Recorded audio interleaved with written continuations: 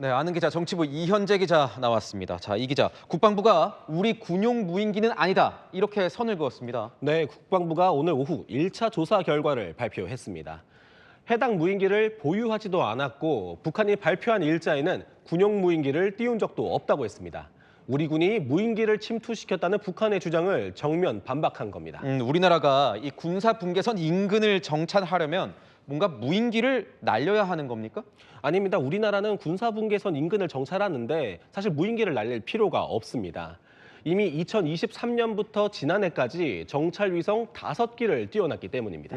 이 무인기 부품들도 우리 군용기랑은 좀 다르다면서요? 네, 군용 무인기들 같은 경우에는 핵심 부품들은 보안 문제 때문에 외국산 제품들을 잘 사용하지 않습니다. 그런데 북한이 공개한 사진 속 부품들은 여기저기서 널리 사용되고 있는 외국 제품들이었습니다. 그러니까 군용 무인기일 가능성이 거의 없는 겁니다.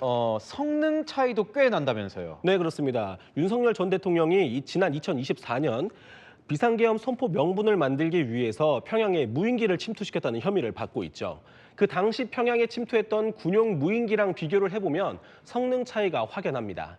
평양 침투 군용기는 한 번에 약 500km 정도를 날 수 있는데 이번에 공개된 무인기의 최대 항속 거리는 절반 정도로 짧습니다.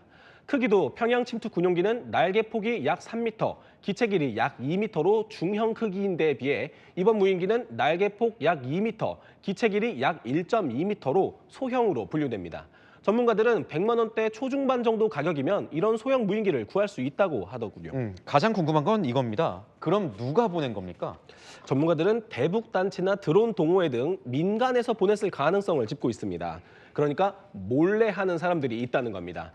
국방부에 한번 물어보니까요. 접경 지역에서는 미신고 무인기가 날아다닌다는 신고가 하루에도 수십 건씩 들어온다고 합니다. 국방부는 누가 왜 그랬는지 철저히 조사하겠다고 밝혔습니다. 그렇다면 북한은 왜 이렇게 민감하게 반응을 하는 걸까요? 자, 지금 화면에 보이는 지난해 9월 비행 경로 그리고 지난 4일 비행 예정 경로를 보시면 공통적으로 황해북도 평산군이 포함된 게 보입니다.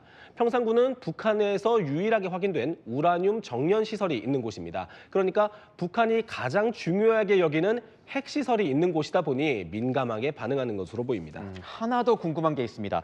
지난해 9월도 이재명 정부였습니다. 지난 4일은 그렇다고 쳐도 지난해 9월 사건을 지금 북한이 꺼낸 이유, 그 속내는 뭘까요? 지금 이 이야기를 꺼낸 이 시점이 일단 한중 정상회담 직후죠. 한중 관계가 급격히 개선되는 것에 대한 불만을 드러낸 것이란 분석이 나옵니다. 한국 정부가 앞에서는 평화를 말하지만 뒤로는 도발을 일삼고 있다. 이런 이중적 태도를 보인다는 프레임을 씌워서 남북 관계가 경색된 책임을 떠넘기려는 의도로 있어 보이고요. 조만간 있을 것으로 보이는 최고인민회의에서 적대적 두 국가를 헌법에 명시하기 위한 수순으로도 읽힙니다. 네, 잘 들었습니다. 지금까지 아는 기자였습니다.